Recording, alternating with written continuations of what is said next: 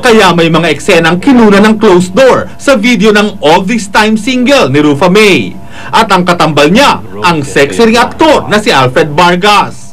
Ayon kay Rufa May, hindi naman bago sa kanya ang pagkapaseksi, pero ito na raw ang pinakamatinding ginawa niya sa video. With taste naman, of course, Direk Louie naman yung gumawa.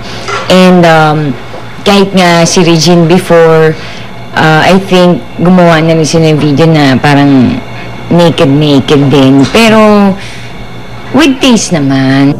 May eksena sina Rufa May at Alfred na manipis na kumot lang ang nakatakip sa kanilang katawan habang naglalambingan. May mga lips to lips pa. Kung ganito ka-sexy ang music video, bakit kaya hindi ang boyfriend ni Rufa May na si Eric Santos ang kinuha niyang kapareha? Alfred kasi sexy naman siya, di ba? And sexy yung video, hindi naman pa ganun. I mean, si Eric kasi parang hindi pa rin siya handang gumawa ng ganitong klaseng video. Idagdag pa raw dito ang pagkabisi ni Eric. May repeat ang concert nila ni Rufa May sa Aliw Theater at may Valentine's show ang binata kasama si Coolie Desma.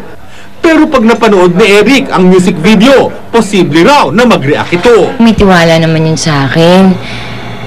Wala pa naman siyang dapat ikaselos. Siguro medyo may konting reaction, pero hindi naman siguro yung tipong maiinis o yung parang aawayin ko na siya dahil sa nakita ko. Hindi naman ganun. Lars Santiago, updated sa Showbiz Happening.